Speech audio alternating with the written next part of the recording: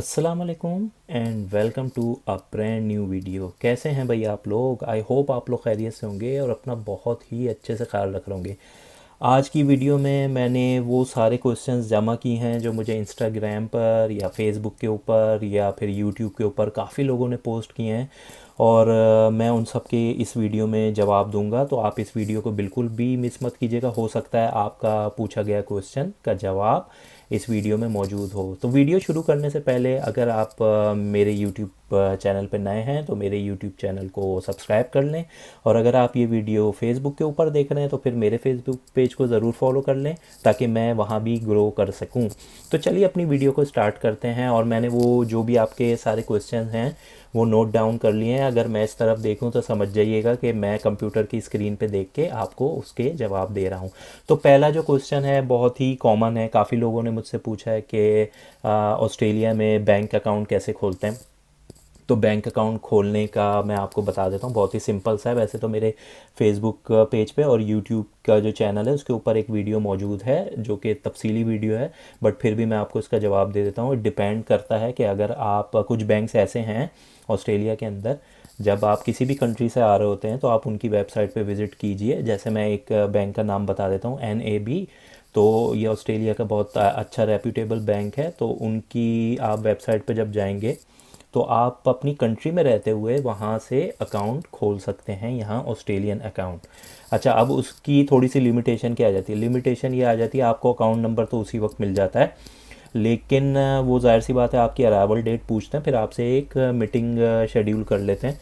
तो जब आप यहाँ ऑस्ट्रेलिया आ जाते हैं, फिर आप जब उनसे ऑफिसर से मीटिंग करते हैं उस बैंक के, तो फिर वो आपको चेक बुक या आपका जो डेबिट कार्ड वगैरह होता है वो दे देते हैं और आपका अकाउंट ऑफिशियली एक्टिव हो जाता है। तो ये इस क्वेश्चन का जवाब था। मैं कोशिश करूँगा कि जो बैंक का लिंक है वेबसाइट का वो मैं डिस्क्रिप्शन में डाल दूँ। अब दूसरा क्वेश्चन है कि वीज़ा 491 के हवाले से कि उसमें जो इनकम का क्राइटेरिया क्या है।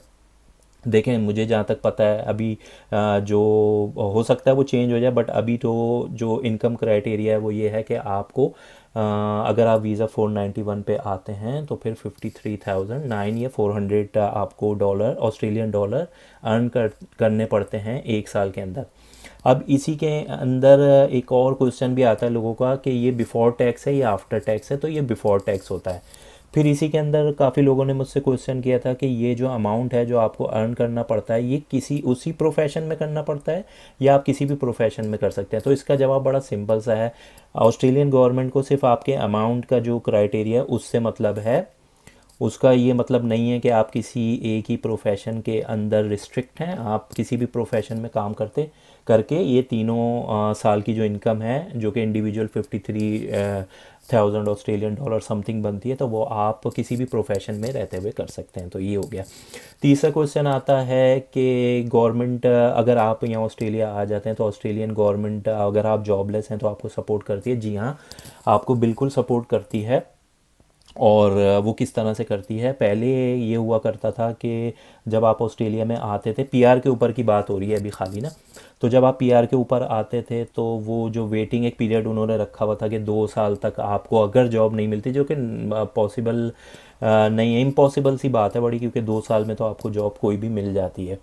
तो अगर फॉर एग्ज़ाम्पल बहुत ही आप की लक ख़राब है या आप फॉर वट एवर रीज़न आपको जॉब नहीं मिलती 2 साल तक, तो फिर आपको गवर्नमेंट ऑस्ट्रेलिया की क्या करती है, इनकी यहाँ एजेंसीज़ बनी हुई होती हैं जॉब हंटिंग की, वो आपको किसी एक रोल जो आपके घर के करीब होती है वहाँ पे इनरोल कर देते हैं। और फिर आपको वहाँ से गवर्नमेंट की तरफ से आपको कुछ अमाउंट मिलता है फोर्थ नाइटली, यानी हर 14 दिन बाद या हर दूसरे हफ्ते में।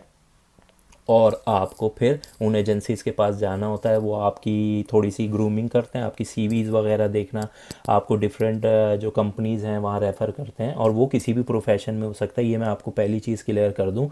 तो क्योंकि गवर्नमेंट आपको पे कर रही होती है तो वो आपको ऐसी ऐसी जगहों पे भेजती है सिर्फ इसलिए कि आपका बर्डन गवर्नमेंट के ऊपर से कम हो। टैक्स पेयर मनी, जाहिर सी बात है टैक्स पेयर की मनी होती है, तो वो आपको बाज़ औक़ात बहुत टफ़ जॉब्स में भी भेज सकते हैं। मैं एक आपको एग्जांपल देता हूँ। हमारे एक जानने वाले थे, वो आईटी से रिलेटेड वर्क करते थे, बट उनको जो है वो कंस्ट्रक्शन के वर्क में उसका सर्टिफिकेट के लिए और इस तरह की चीज़ों में उनको भेज दिया, क्योंकि government just want to get rid of you, because वो टैक्स पेयर की मनी होती है। तो ये मैंने बता दिया। अब जो अगला क्वेश्चन आया था वो था कि हमें अगर स्टेट स्पॉन्सर करती है वीज़ा और हमें उस स्टेट में अगर जॉब ना मिले तो फिर हम क्या करें। तो उसका जवाब बहुत ही सिंपल है। जब आप स्टेट स्पॉन्सर्ड वीज़ा के लिए अप्लाई करते हैं ना, तो आप देखेंगे कि उनकी वेबसाइट के ऊपर जब आप फॉर्म फिल करते हैं वहाँ पे एक ऑब्लिगेशन लिखी होती है कि हम आपको, जब ये वीज़ा ग्रांट हो जाएगा तो आपको, वीज़ा कह रहा हूँ, स्पॉन्सर जब आपको करेगी वीज़ा, तो आपको करना ये पड़ेगा कि उसी स्टेट के अंदर 2 साल रहना पड़ेगा। अब बात इसी में बहुत सारे लोगों ने मुझसे पूछा था कि 2 साल किसी भी, मतलब शुरू के 2 साल या लाइफ टाइम में कभी भी 2 साल तो नहीं, इनिशियल 2 इयर्स आपको साउथ ऑस्ट्रेलिया या जिस स्टेट ने भी स्पॉन्सर किया है आपको उसमें रहना पड़ता है। तो अब अगर बहुत सारे लोग फिर ये भी पूछ रहे थे कि अगर हमें जॉब नहीं मिलती और हम दूसरी स्टेट में चले जाते हैं तो फिर वो आपके लिए परेशानी का बायस बनता है।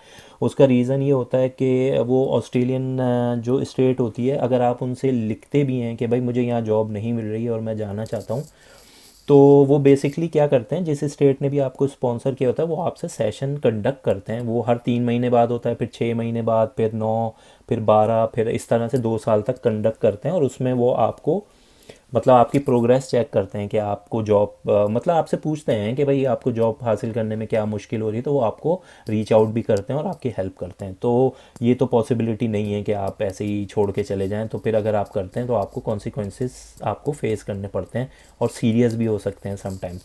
तो ये मैंने आपको जवाब दिया। एक क्वेश्चन और आया था कि आप ऑस्ट्रेलिया में आने के बाद पहली जॉब, तो भाई मैंने आपको इस पे डिटेल वीडियो बनाई थी, लेकिन मैं बहुत शॉर्ट ब्रीफ आपको बता देता हूँ। वो ये था कि फ़र्स्ट जॉब आपको डायरेक्ट फील्ड की तो नहीं मिल सकती, क्योंकि यहाँ पहले से ही बहुत सारे लोग होते हैं उसी फील्ड के जिस फील्ड से आप आ रहे हैं।